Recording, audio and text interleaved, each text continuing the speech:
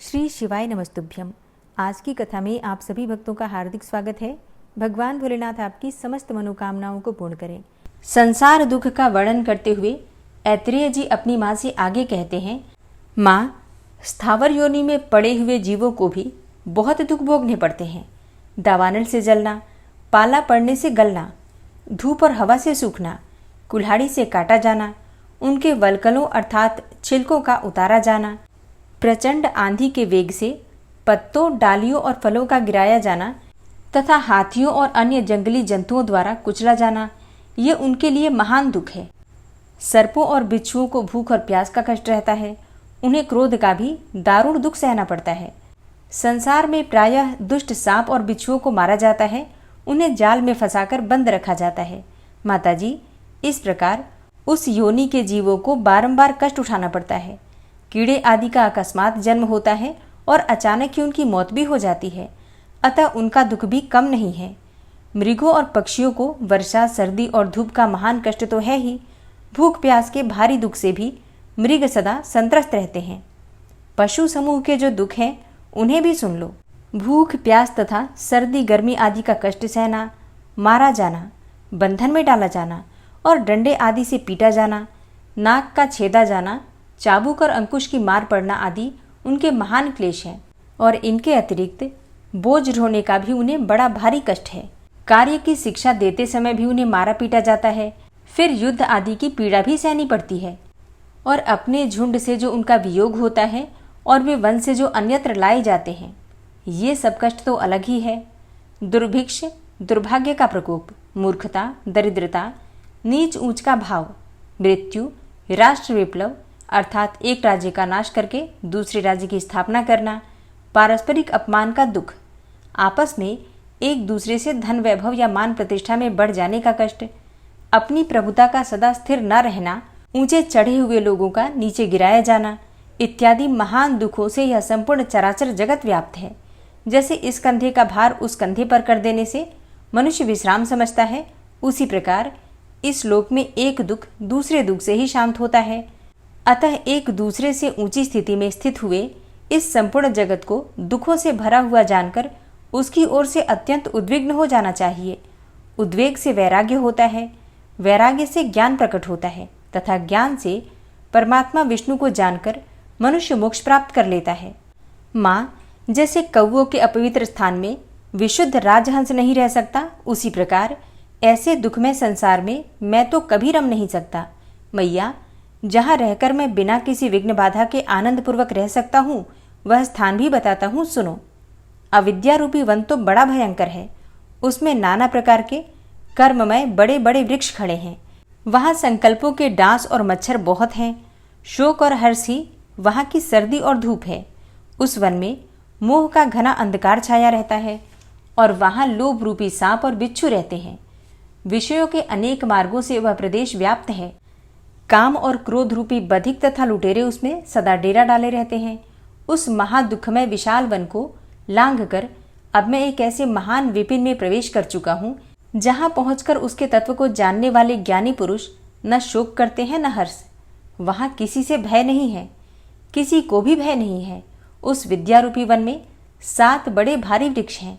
वहाँ 7 ही पर्वत हैं, जिन्होंने तीनों लोगों को धारण कर रखा है। 7 ही हृदय अर्थात कुंड हैं और 7 ही नदियां हैं, जो सदा ब्रह्मरूप जल बहाया करती हैं।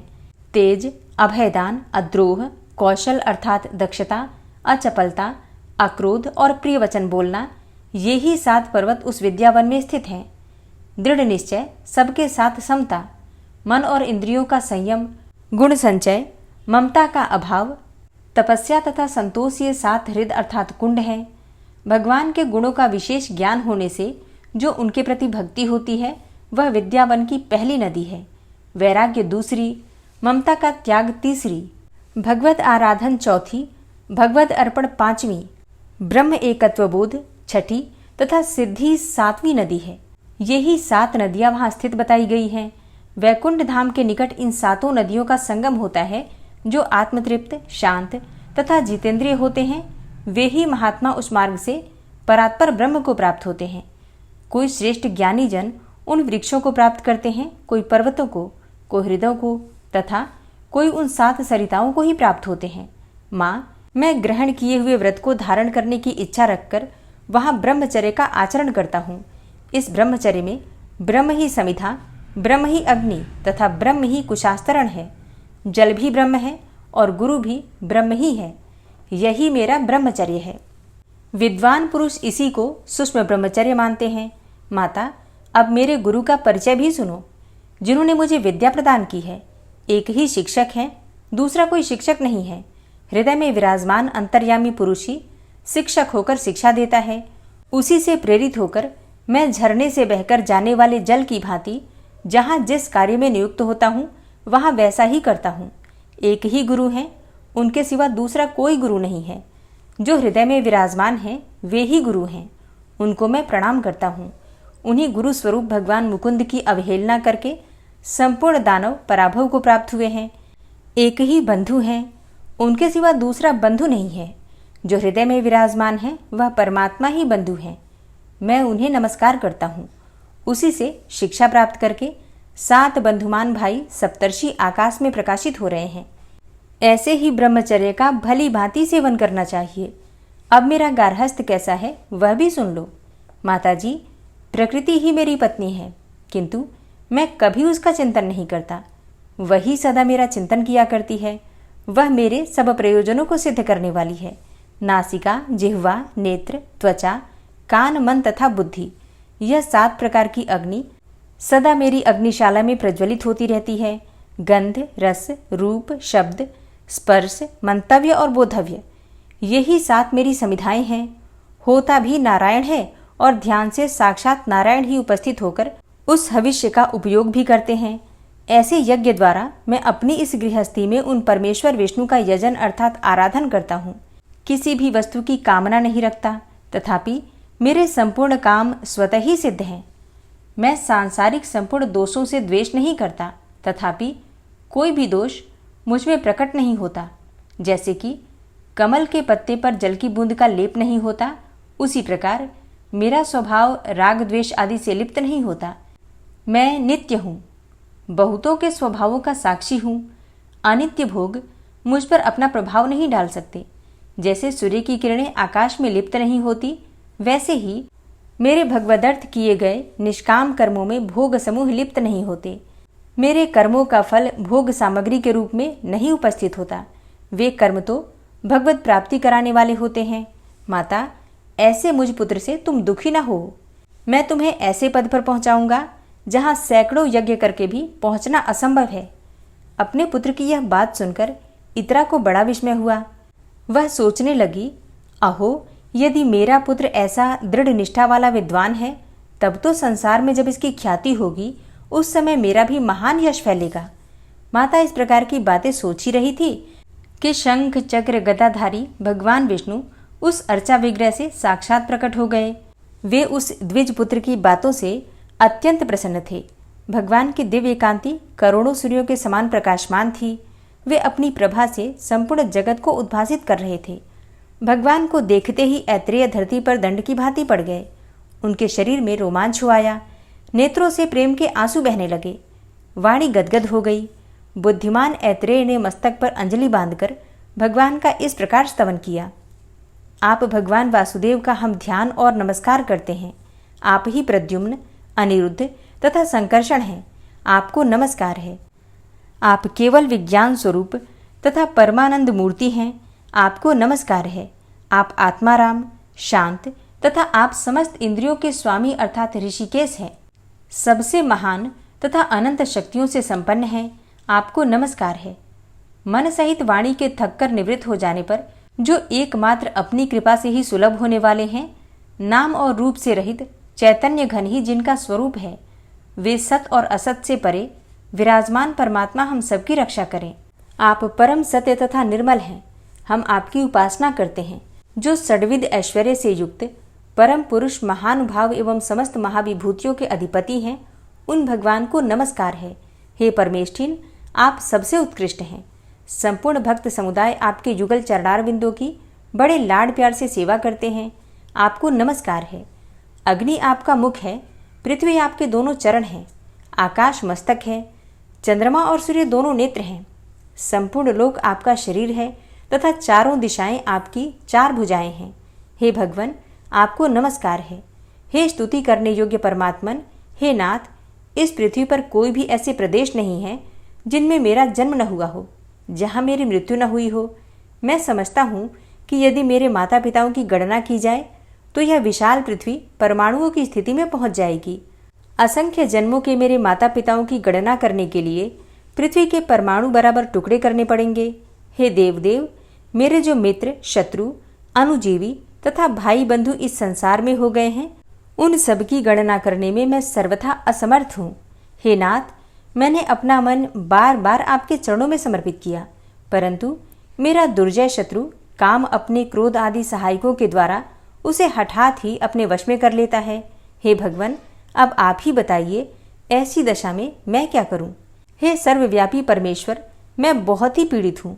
संसार रूपी गड्ढे में गिरे हुए इस दीन पर आप दया कीजिए। दुर्गति में पड़ा हुआ प्राणी भी महात्माओं की शरण में आ जाने पर कष्ट नहीं भोगता। रोगी मनुष्यों को शरण देने वाला वैद्य है।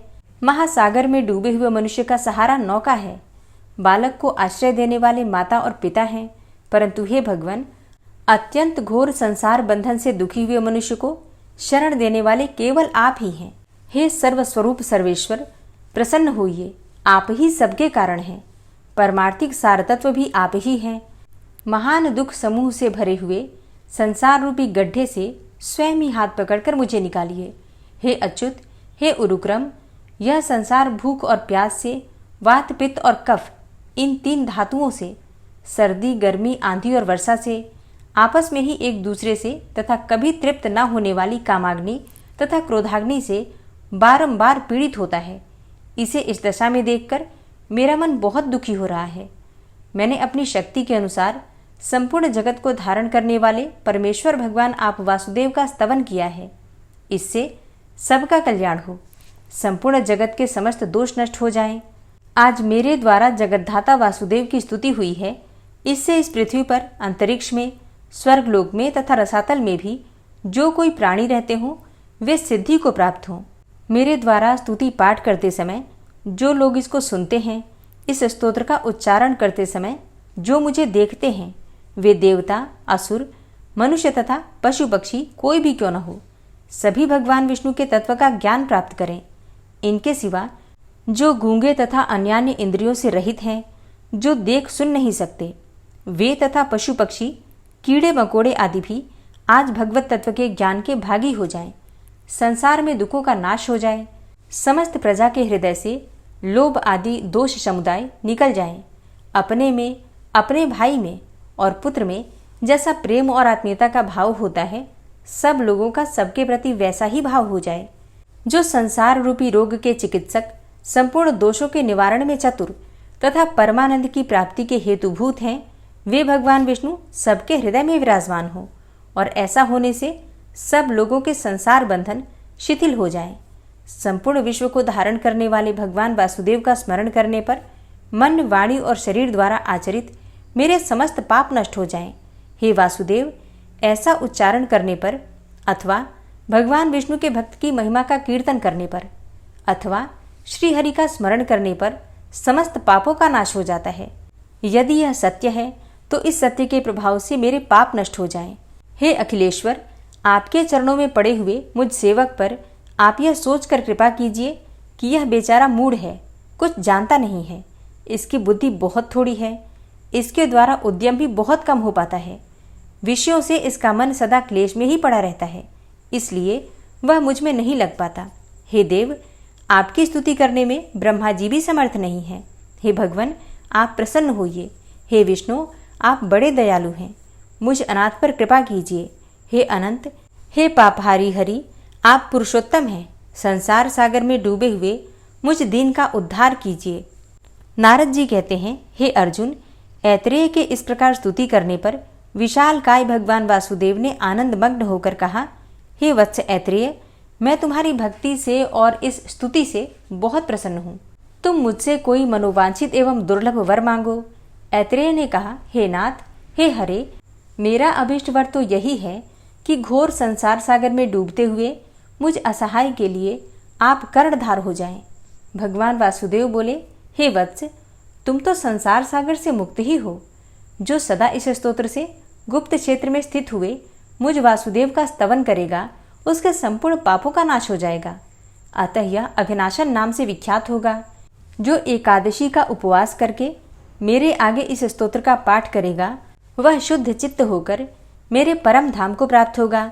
जैसे कि सब क्षेत्रों में यह गुप्त क्षेत्र मुझे अधिक प्रिय है, उसी प्रकार सब स्तोत्रों में यह स्तोत्र मुझे विशेष प्रिय है।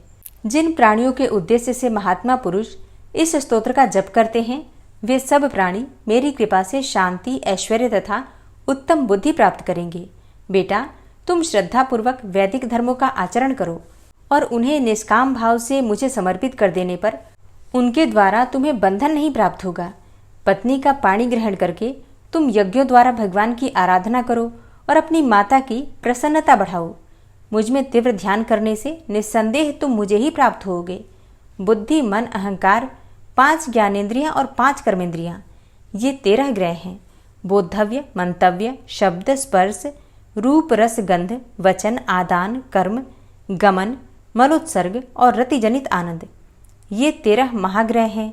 बेटा, अपने बुद्धि आदि शुद्ध अर्थात आसक्ति शून्य ग्रहों के द्वारा मेरा ध्यान करते हुए पूर्वोक्त महाग्रहों को शुद्ध रूप में ग्रहण करो। भगवत प्रसाद मानकर स्वीकार करो। ऐसा करने से तुम मोक्ष प्राप्त कर लोगे। हे वीर, इस प्रकार भगवत अर्पण बुद्धि से कर्म करने पर तुम नैष्कर्म्य भाव को प्राप्त होगे। ठीक उसी तरह जैसे कि चतुर स्वर्णकार रस संबिंध तांबे को सुवर्ण के रूप में उपलब्ध करता है, वर्णाश्रमोचित आचार वाला पुरुष भी यदि अपने सब कर्म मुझे समर्पित करके स्वयं मेरे ध्यान में संलग्न हो जाता है, तो उसे भी यहाँ मोक्ष दुर्लभ नहीं है। इसलिए मेरे बताए अनुसार बर्ताव करते हुए नियम परायण होकर तुम आनंद पूर्वक रहो। अपनी 7 पीढ़ियों का उद्धार करके फिर मुझ में लीन हो जाओगे। यद्यपि वेदों का अध्ययन तुमने नहीं किया है, तो भी संपूर्ण वेद तुम्हारी बुद्धि में स्वयं प्रतिभाषित होंगे। अब यहाँ से कोटि तीर्थ में जहाँ हरिमेधा का यज्ञ हो रहा है, वहाँ जाओ। वहाँ तुम्हारी माता का संपूर्ण मनोरथ सफल होगा। यो कहकर भगवान विष्णु पुनः वासुदेव के विग्रह में ही प्रवेश कर गए। उस समय ऐत्रेय की माता और ऐत्रेय दोनों एकटक दृष्टि से भगवान की ओर देख रहे थे। तत्पश्चात वासुदेव विग्रह को नमस्कार करके विस्मय और आनंद में निमग्न हुए ऐत्रेय ने अपनी माता से कहा, माँ, मैं अपने पूर्व जन्म में शूद्र था। एक दिन सांसारिक दोषों से भयभीत होकर एक धर्मनिष्ठ ब्राह्मण की शरण में गया। वे बड़े दयालु थे। उन्होंने मुझे द्वादशाक्षर मंत्र का उपदेश दिया और कहा कि सदा इस मंत्र का जप किया कर। उनकी इस आज्ञा के अनुसार मैं निरंतर उस मंत्र का जप करने लगा। उस जप के प्रभाव से तुम्हारे गर्भ से मेरा जन्म हुआ। मुझे पूर्व जन्म की स्मृति हुई। भगवान विष्णु के प्रति मेरे मन में भक्ति का उदय हुआ और इस तीर्थ में सर्वदा निवास करने का सौभाग्य प्राप्त हुआ। माता से ऐसा कहकर ऐत्रेय यज्ञ में गए और वहां यह श्लोक बोले, नमस्तस्मै भगवते विष्णवे कुंठ मेधसे यन्माया मोहित धियो भ्रमामह कर्म सागरे। अर्थात जिनकी बुद्धि कहीं कुंठित नहीं होती तथा जिनकी माया से मोहित चित्त होकर हम लोग कर्मों के समुद्र में भटक रहे हैं, उन भगवान विष्णु को नमस्कार है। इस श्लोक का आशय बहुत गंभीर है और हरिमेधा आदि ब्राह्मणों ने जब इसे सुना तब आसन और पूजा आदि के द्वारा ऐत्रेय का बहुत सत्कार किया। तत्पश्चात ऐत्रेय ने अपनी विद्या से उन वेदार्थ निपुण ब्राह्मणों को संतुष्ट किया। फिर सबने उन्हें दक्षिणा दी। हरिमेधा ने ऐत्रेय को अपनी पुत्री भी दे दी। धन और पत्नी को ग्रहण करके ऐत्रेय अपने घर आए और उन्होंने माता को आनंदित किया और अनेकों निर्मल पुत्रों को जन्म दिया। ऐत्रेय सदा द्वादशी व्रत का पालन करते रहे। वे अनेक यज्ञों द्वारा भगवान का यजन करके निरंतर वासुदेव का ध्यान किया करते थे। इससे देह त्याग के पश्चात उन्होंने मोक्ष प्राप्त कर लिया। हे अर्जुन, ऐसी महिमा वाले भगवान वासुदेव यहाँ स्वयं विराजमान हैं। जो इनकी पूजा, अर्चा और स्तुति करता है, उसका सब पुण्य अक्षय माना गया है। नमः शिवाय। आज की कथा का यहीं पर समापन करती हूँ। उम्मीद करती हूँ ये कथा आपको पसंद आई होगी। तो अगर कथा पसंद आती है तो वीडियो को लाइक ज़रूर किया कीजिए और अगर संभव हो तो वीडियो को शेयर भी किया कीजिए। मिलती हूँ मैं आपसे अगली वीडियो में। तब तक के लिए जय श्री राधे।